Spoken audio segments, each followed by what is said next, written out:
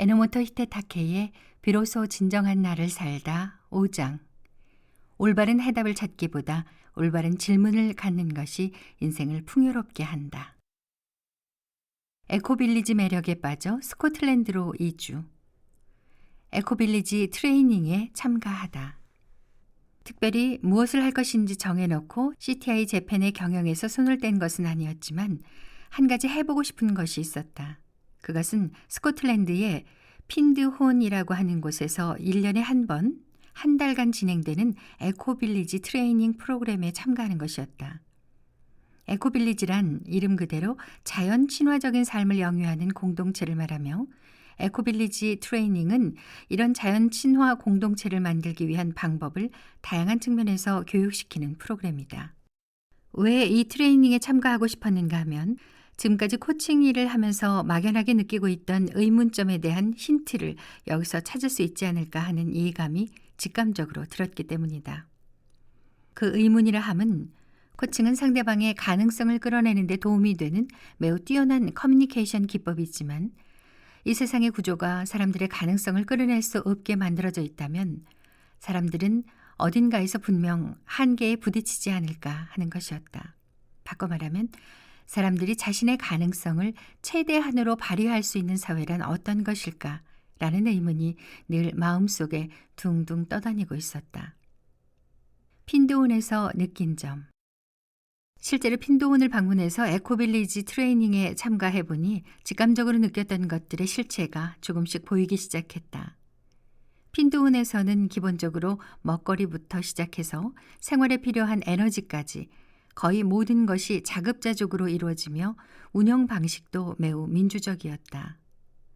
나는 이전부터 우리 삶 속에서 눈에 보이지 않는 의존이 무력감을 낳고 그 무력감이야말로 사람의 본연의 능력을 발휘할 수 없게 만드는 가장 큰 요인이라고 생각해왔다. 그래서 코칭을 통해 스스로 생각하고 스스로 움직이는 일의 중요성을 강조해왔다. 그러나 핀드온 사람들의 삶의 방식을 보면서 깨달았다.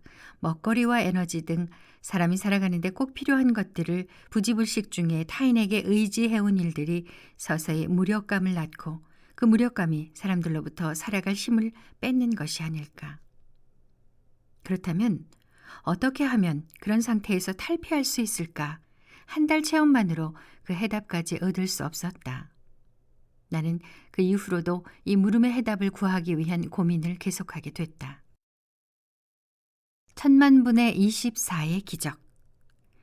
에코빌리지 트레이닝에 다녀온 지 반년 정도 지난 2004년 가을 어느 날, 미국 CTI에서 메일이 날아왔다. 메일을 열어보니 이번에 새로이 터키에서 CTI 프로그램을 진행하는데 첫 코스의 리딩을 맡아달라는 내용이었다. CTI 재팬 경영에서 물러날 때 이미 CTI 코스 리딩은 더 이상 하지 않게 됐다고 보고를 했는데도 한참 지난 지금 시점에 이런 메일이 온 것이 처음에는 조금 불쾌하기까지 했다. 그러나 이내 마음을 가라앉히고 터키에서 CTI 리딩을 하고 있는 모습을 천천히 떠올려 보니 의외로 심장박동이 뛰는 게 아닌가. 어떤 방식으로 할지 떠오르지는 않았지만 일단 해보기로 마음먹었다. 그랬더니 여기서 또 믿기 힘든 싱크로가 일어났다. 사실 핀드혼의 에코빌리지 트레이닝에 함께 참가했던 사람 중에 친하게 지낸 터키인 여성이 있어서 이번에 터키를 방문하는 김에 한번 만나도 좋겠다 싶어 연락을 했다. 그런데 아쉽게도 그녀는 현재 터키를 떠나 다른 곳에 있다며 대신에 다른 친구를 소개해 주겠다고 했다. 이것도 인연이라는 생각에 소개받은 터키 친구와 현지에서 만나자는 내용으로 메일을 주고받았다. 그랬더니 세상에나 그 친구가 내가 리딩을 할 예정인 CTI 코스를 신청했다는 것이 아닌가. 단 한 명 있는 터키인 친구가 어쩌다 소개해 준 사람이 인구가 1,000만 명이 넘는 도시 이스탄불 안에서 정원이 단 24명인 프로그램에 참여할 확률이 과연 얼마나 될까? 이 놀라운 싱크로를 발견하는 순간 터키에 가기로 한 선택이 옳았다는 것과 거기에는 분명히 어떤 의미가 있을 것이라는 확신이 들었다. 유럽으로의 초청. 터키에서 무사히 일을 마치고 일본으로 귀국할 날이 얼마 남지 않은 어느 날, 또 한 번 미국 CTI에서 메일 한 통이 날아왔다. 이번엔 스페인에서 CTI 프로그램을 진행하게 됐는데 첫 코스를 맡기로 한 사람이 갑자기 할 수 없게 됐다며 대신해서 리딩을 맡아달라는 내용이었다. 터키에서 일어난 싱크로를 통해 이미 뭔가 흐름을 느끼고 있었던 터라 나는 흔쾌히 수락했다. 그리고 스페인에서 한창 프로그램을 리딩하며 지냈던 어느 날 밤, 다음 날 준비를 마치고 침대에 누워 있는데 이런저런 생각으로 좀처럼 잠을 이루지 못했다.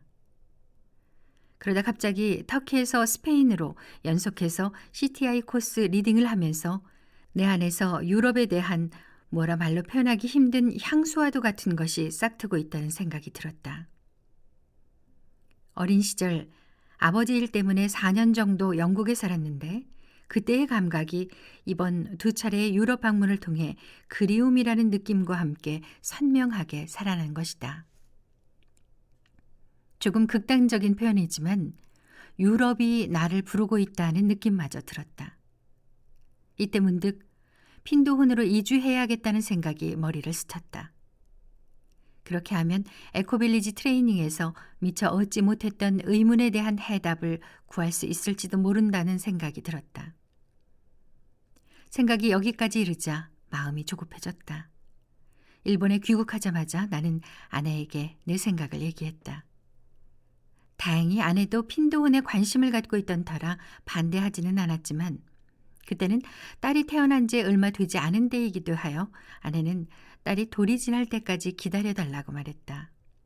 그리고 2009년 9월 딸의 첫 생일날 우리 가족은 핀도훈으로 이주했다. 이렇게 자신의 내면과 외부에서의 메시지에 이끌려온 결과로 핀도훈에 이주하기까지 이르렀으나 이야기를 되짚어보면 이것은 하나의 의문에서 시작됐다. 사람들이 자신의 가능성을 최대한으로 발휘할 수 있는 사회란 어떤 것일까? 이 질문에 대한 해답을 끊임없이 구한 결과 나는 인생을 크게 바꾸는 또 하나의 전환점을 맞이한 것이다. 올바른 해답을 찾기보다 올바른 질문을 갖는 것이 인생을 풍요롭게 한다. 올바른 질문이란 무엇인가? 여기서 올바른 질문이란 표현을 굳이 사용하는 이유는 누가 봐도 의심의 여지가 없는 유일한 절대적인 질문이 있다는 의미가 아니라 우리 현대사회에는 올바른 답, 즉 정답을 요구하는 풍조가 지나치게 강한 것에 대한 일종의 안티테제, 즉 특정한 긍정적 주장에 대응하는 특정한 부정적 주장을 제시하고 싶었기 때문이다. 이 세상에는 어딘가에 반드시 정답이 있을 것이라는 사상이 강하게 뿌리내리고 있다는 것을 느낀다. 학교 교육도 업무도 어떻게 하면 정답을 빨리 찾아내느냐가 평가의 기준이 되는 구조이기 때문에 질문보다 해답을 중요시하는 것은 어쩔 수 없는 일일 수도 있다. 그러나 나는 진정한 나를 살기 위해서는 해답을 찾으려고 하기보다는 자신에게 의미가 있는 질문을 갖는 것이 더 중요하다고 생각한다. 그래서 이런 질문을 올바른 질문이라고 표현해 보았다. 당연한 말이겠지만 자신에게 의미가 있는 질문이란 사람마다 각기 다르다. 어느 누구에게는 매우 의미가 있는 질문이 다른 어느 누구에게는 전혀 와닿지 않는 경우도 종종 있다.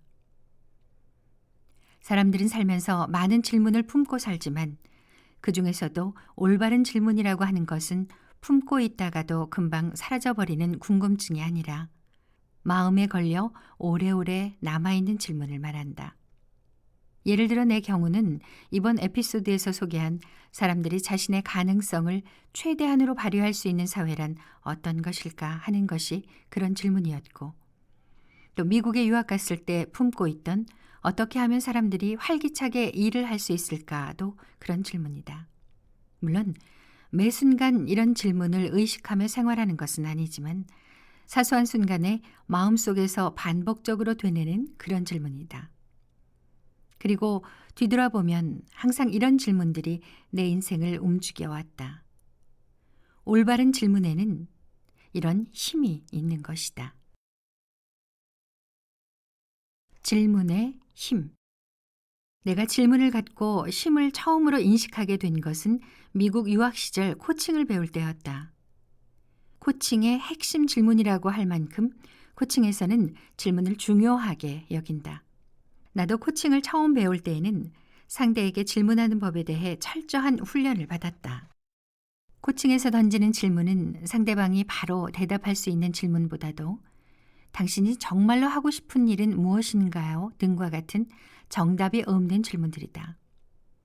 이런 질문을 던짐으로써 상대방이 외부에서 해답을 구하는 것이 아니라 자신의 내면에서 자신만의 해답을 찾아낼 수 있도록 이끌어주는 것이 코칭이다.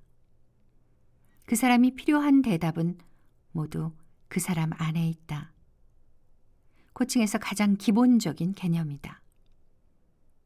우리는 어릴 적부터 주입식 학교 교육을 통해 질문에는 반드시 하나의 정답이 있고 그것은 자신의 내면과는 별개다라고 배웠다.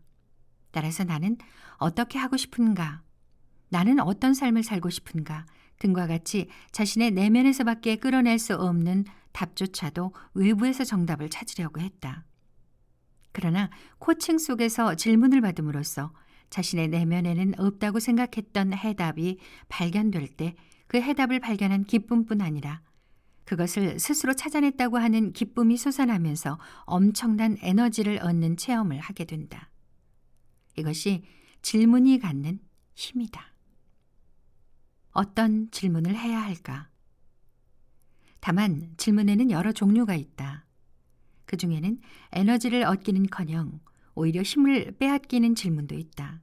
예를 들면 자신이 원치 않는 상황이 발생했을 때 내가 왜 이런 일을 당해야 하는 거지? 라고 하는 질문이 불쑥 튀어나오기 십상이다. 그러나 이런 질문은 하면 할수록 자신을 힘들게 할 뿐 좋은 점은 하나도 없다. 같은 상황이라도 이런 질문은 어떨까? 이런 상황에서 내가 할 수 있는 일은 무엇일까? 금방 해답이 떠오르지 않더라도 앞선 질문에 비해서 훨씬 자신에게 힘을 주는 임팩트가 있다는 것을 느낄 것이다. 이렇듯 같은 질문이라도 이왕이면 자신에게 힘을 주는 질문을 떠올리는 것이 중요하다. 그렇다면 어떻게 하면 자신에게 힘이 되는 질문을 할 수 있을까? 우리는 일상에서 많은 질문을 하며 산다. 그 중에는 자신에게 힘이 되는 질문이 있는가 하면 그렇지 않은 질문도 있을 것이다. 자신에게 힘이 되는 질문을 하기 위해서는 우선 평소 자신이 어떤 질문을 하는지를 알아차릴 필요가 있다. 즉, 내가 방금 어떤 질문을 떠올렸지 하고 질문을 해보는 것이다. 그리고 만일 그 질문이 자신에게 힘이 되는 질문이 아니라면 어떤 질문이면 나에게 더 힘이 생길까 하는 질문으로 바꿔보자. 중요한 것은 자신이 무의식 속에서 하고 있는 질문을 알아차리는 것, 그리고 자신에게 힘이 되는 질문을 의식적으로 하는 것이다. 이미 눈치챈 독자도 있을 것이다. 그렇다. 이것은 앞장에서 서술한 의미부여 프로세스와 기본적으로 같다. 이러한 프로세스를 거쳐 나오는 질문이 달라진다면 거기에서 이끌어낼 수 있는 해답도 자연스럽게 바뀔 것이다. 질문과 함께 지내기. 물론 자신에게 힘이 되는 질문이 나오더라도 금방 해답을 찾을 수 있다는 보장은 없다. 그 질문이 크면 클수록 해답을 찾기까지 시간이 걸릴 것이다. 특히나 현대사회를 살아가는 우리는 정답을 외부에서 구할 뿐 아니라 빨리 찾지 않으면 안 된다는 강박에 항상 시달리고 있기 때문에 질문과 함께 지내기가 좀처럼 되지 않는다. 좋은 질문은 씹으면 씹을수록 고소한 맛이 배어나오는 마른 오징어와 같은 것이다. 몇 번 안 씹고 금방 단맛이 떨어지는 추잉껌과 같은 질문은 결코 좋은 질문이 아니다. 좋은 질문은 와인에 비유할 수 있다. 어느 정도 시간을 들여 충분히 숙성돼야 나오는 깊은 맛과도 같은 해답을 나올 수 있게 하는 질문이 좋은 질문이다. 빨리 해답을 찾는 것에 강박을 느낄수록 좋은 질문을 하지 않게 된다. 설령 질문을 했다고 하더라도 해답을 쉽게 외부에서 찾거나 깊은 맛이 나오기를 기다리지 못하고 표면적인 해답에 만족해버리기 쉽다. 이런 상황이 계속된다면 인생 자체가 싱거운 맛이 되지 않을까? 이렇게 되지 않기 위해서는 먼저 해답보다는 질문에 무게를 둘 필요가 있다. 그러나 해답을 극단적으로 중요시하는 지금의 세상에는 질문의 가치가 사라지고 오히려 질문을 하는 것 자체가 나쁘다고 여기는 풍조가 번지고 있다. 그렇지 않다. 질문을 하는 것, 그리고 그 질문을 지속적으로 품고 있는 것에 참된 가치가 있다는 발상의 전환이 꼭 필요하다. 질문의 근원은 어디인가? 앞에서 올바른 질문은 사소한 순간에 마음속에서 반복적으로 되뇌게 되고 그것이 인생을 움직이는 힘이 된다고 말했다. 그렇다면 그런 질문은 과연 어디에서 오는 것일까? 사실 이런 질문은 의식적으로 떠올리는 것이 아니라 어느 순간 자신 마음속에서 되뇌고 있다는 것을 깨닫는 경우가 많다. 우리는 문제의식이라는 표현을 종종 사용한다. 같은 환경에서 같은 정보를 접하더라도 사람에 따라 품게 되는 문제의식은 천차만별이다. 가족이나 직장과 같은 주변에서 생기는 문제부터 정치, 경제, 환경과 관련된 사회적인 것까지 우리는 수많은 문제 속에 둘러싸여 생활하고 있다. 나는 오랜 시간 동안 이 많은 문제 중에 어떤 문제에 의식이 향하는가를 결정하는 것은 무엇일까 하는 의문을 품었다. 이것은 문제뿐 아니라 사람들이 관심을 갖는 것 전부에 해당하기도 한다. 그런 관심이 애초에 어디에서 온 것인가를 더듬어 올라가 보면 결국은 이유 없는 세계, 즉 본인의 의사가 아닌 곳에서 나왔다고밖에 생각할 수 없다는 것이 내가 내린 결론이다. 제1장에서 그 사람의 마음 속에서 이유 없이 올라오는 내면의 소리라고 표현하며 그것이 하늘이 내려준 선물이라고 말한 바 있다.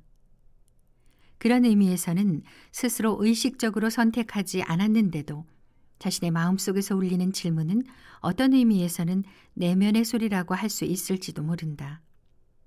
그리고 만일 그렇다면 사람은 질문을 갖고 태어난다고도 할 수 있을 것이다.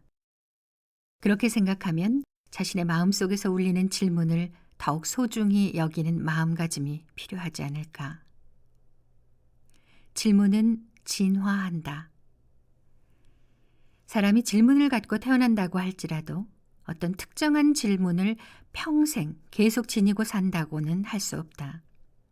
나의 경험으로 말하자면 질문은 그 사람의 성장과 함께 진화한다. 마치 롤플레잉 게임과도 같이 하나의 스테이지, 즉 하나의 질문을 클리어하면 다음 스테이지가 나오고 새로운 질문이 던져지는 시기다. 또 이 질문들은 완전히 다른 질문이 아니라 밑바탕에 흐르는 테마는 어딘가에서 서로 통하는 느낌이다. 내 경우로 말하면 인생에서 가장 오랫동안 품은 질문은 사람은 왜 일을 하는가? 사람들은 어떻게 하면 활기차게 일할 수 있을까?였다. 이것은 내가 초등학교 저학년 때의 기억으로 회사를 다니던 아버지가 일에 대한 얘기만 나오면 항상 짜증을 내는 모습을 보면서 갖게 된 질문들이다. 이 질문들은 내가 성인이 돼서 회사에서 일하면서도 줄곧 품고 있다가 미국에 유학을 가서야 정면으로 바라보게 됐다. 그리고 거기에 대한 해답을 찾던 중에 천직창조라고 하는 나만의 독특한 컨셉트가 탄생했고 동시에 이와 관련된 워크숍을 개발하게 된 것이다.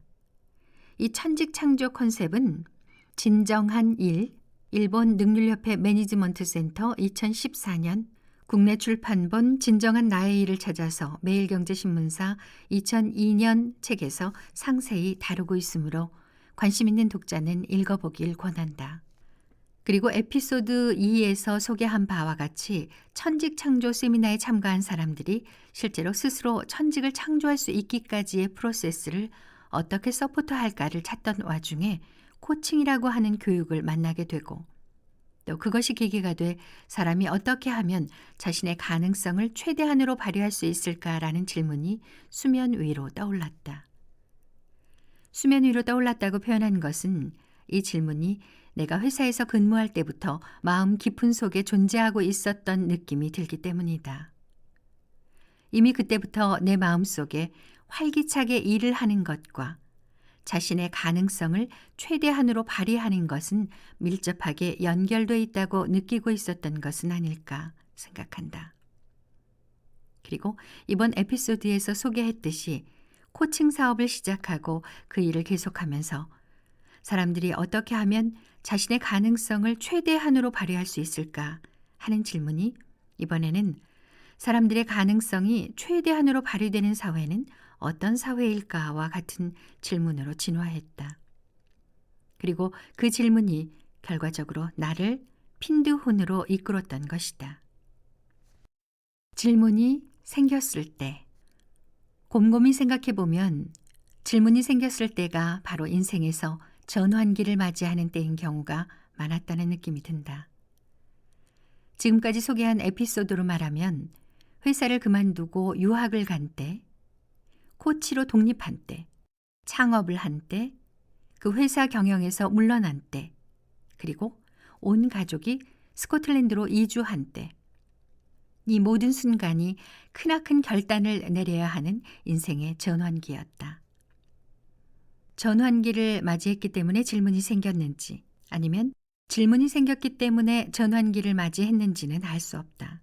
그야말로 닭이 먼저냐 달걀이 먼저냐의 문제로 사실 어느 쪽이 먼저인지는 그다지 중요하지 않다고 생각한다. 다만 인생의 스테이지가 바뀔 때 거기에는 반드시 질문이 있었다고 하는 점은 확실히 말할 수 있다. 이렇듯 질문에는 인생을 움직이는 힘이 있다. 마치 자동차를 움직이는 휘발유처럼 질문이 행동을 일으키는 동력이 되는 것이다. 또 질문은 호기심을 불러일으키고 그와 관련된 정보에 대한 감도를 높여준다. 질문을 가질 때 이른바 자력이 생기기 시작하고 필요한 정보와 경우에 따라서는 필요한 만남이나 사건을 끌어당긴다. 그리고 이런 동력과 자력이 좌우의 바퀴가 돼서 인생이라고 하는 스토리의 새로운 문을 활짝 열어주는 것이다. 큰 질문을 가지는 것을 두려워하지 않기. 질문이 가지는 동력과 자력은 그 질문의 크기에 비례한다. 그렇기 때문에 더욱 금방 해답이 나오지 않는 큰 질문을 가지는 것에 두려움을 갖지 말아야 한다. 아메리칸 원주민의 속담에 질문을 가진 부족은 살아남았고 해답을 가진 부족은 멸망했다라는 말이 있다. 질문을 가지면 그때 필요한 정보를 얻을 수 있고 필요한 행동을 일으킬 수 있다는 것을 의미한다. 한편 해답을 갖고 있으면 자만심이 생겨 시시각각 변하는 상황에 대응하는 힘을 약화시킨다. 최근 리질리언스라는 단어를 자주 접한다. 리질리언스란 변화에 유연하게 대응하는 힘이다. 질문을 가진다고 하는 것은 리질리언스를 높이는 일로도 이어진다고 할 수 있다. 글로벌화나 정보화로 정신 차릴 새도 없이 빠르게 변화하는 현대사회에서는 꼭 필요한 능력이다. 질문을 갖지 않게 되었다는 것은 스스로가 익숙해진 영역 안에 편안히 안주한다는 뜻이며 미지의 영역에 발을 들여놓지 않게 되는 것을 의미한다. 우리가 변화가 거의 없는 안정된 시대에 살고 있다면 이는 문제가 되지 않는다. 그러나 현대와 같이 변화의 속도가 엄청나게 빠른 시대에 이런 태도를 고수하는 것은 자살 행위와도 같다고 할 수 있다. 지금 우리는 기후변화와 자원의 고갈, 테러의 증가와 난민 문제 등 지금까지 겪어보지 못한 위기에 직면해 있다. 만일 이러한 것들이 인류의 멸망을 초래한다면 그 원인은 우리가 마땅히 해야 할 질문을 하는 용기를 가지지 못한 것에 있지 않을까. 질문을 살기. 지금까지 질문이 얼마나 중요한지를 살펴봤다. 인생의 축이 해답을 중요시하는 삶에서 질문을 중시하는 삶으로 바뀌는 것은 말처럼 쉽지는 않을 것이다. 그러나 이게 가능해진다면 틀림없이 우리의 인생의 폭과 방향은 크게 달라질 것이다. 영어로 Life is a mystery라고 하는 표현이 있다. 곧바로 해답이 나오지 않는 깊고도 큰 질문을 갖고 있는 것은 인생이라고 하는 미스테리의 마음의 문을 활짝 열은 것과 같다. 인간은 언젠가는 죽는다고 하는 사실 외에는 어느 하나 확실한 것이 없는 것이 인생이다. 원래 인생 자체가 수수께끼인 셈이다. 그런데도 우리는 마치 이미 결정된 무엇이 있는 것처럼 혈안이 돼 해답을 찾고 있다. 나는 반문한다. 인생은 수수께끼로 넘친다는 사실에 등을 돌리고 사는 것이 과연 진정한 삶을 사는 것일까? 나는 누구인가? 나는 무엇을 위해 사는가 등과 같이 자신에게 중요하면서도 바로 해답이 나오지 않는 질문을 지속적으로 가지고 사는 것. 이것이야말로 진정한 삶을 사는 것이라고 나는 생각한다. 이 사실을 가르쳐준 오스트리아의 시인 라이너 마리아 릴케가 남긴 시의 한 구절을 소개하며 이 장을 마무리하고자 한다. 질문을 찾으세요. 해답을 찾는 것이 아니라 질문을 찾으세요. 그리고 질문을 살아보십시오. 질문을 살아간다면 언젠가 자신도 모르게 새 해답 안에 살고 있는 자신을 발견해낼 것입니다. 자, 지금 당신은 어떤 질문을 하고 있는가? 그리고 당신은 그 질문과 얼마만큼 같이 살 수 있는가?